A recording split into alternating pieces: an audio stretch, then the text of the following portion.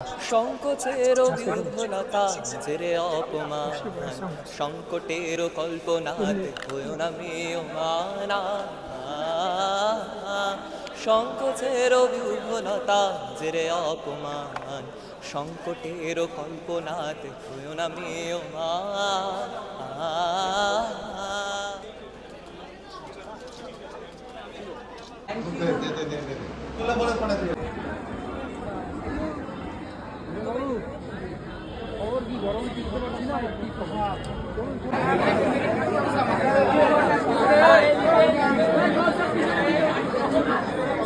বাধা ধরা কিছু বিষয় ছিল না, যখনই সময়ের অবকাশ মিলতো তখনই পড়তাম।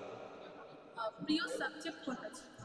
বায়োলজি সচরাচরই আমার একটা প্রিয় সাবজেক্ট ছিল এবং সেটাকে নিয়ে এগোনোর ইচ্ছা। অ্যাকচুয়ালি আমার স্টুডেন্ট লাইফে বিভিন্ন সময় বিভিন্ন সাবজেক্টের প্রতি প্রীতি ইত্যাদি পরিবর্তিত হয়েছে এবং এটা বোধ হয় ন্যাচারাল অনেকের ক্ষেত্রে এই বিষয়টা দেখা যায়। তো আপাতত বায়োলজির প্রতি ঠিক আছে। পড়াশোনার পাশাপাশি আর কি করা হবে? আবৃত্তি চর্চা, গান, তবে ড্রয়িং আমার খুবই পছন্দের। ওইখানে আমার কিছু ছবিও আছে অ্যাক্রিলিক পেইন্টিংয়ে।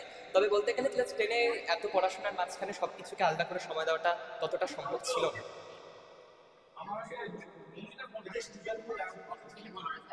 সেলফ মোটিভেশনসের জন্য, এর বাইরে আর বিশেষ কিছু না। যদিও বা অন্য মনস্কতার মাঝে মাঝে পড়ার মাঝে চলে আসতেই পারে, সেটা খুবই ন্যাচারাল। তো ওটার থেকে দূরে থাকতেই আর কি নিজেকে পড়ার মধ্যে রাখার জন্যই আর কি এগুলো পদক্ষেপ। টেক্সট পড়তাম, কনসেপ্ট ক্লিয়ার করতাম, সেটাই সবচেয়ে বড় বিষয়। টিচার্সের হোমওয়ার্কসগুলো করতাম, স্কুলের বিভিন্ন পরীক্ষার পাশাপাশি টিচার্সের কথা শুনতাম। তো এই নিয়েই আর কি চলতো সব।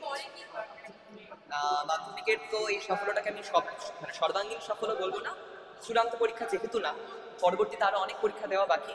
তো তৈরি করবো নিজেকে ওইভাবেই, সেটাই আপাতত উদ্দিষ্ট। মেডিকেল নিয়ে ডক্টর হওয়ার ইচ্ছে আছে।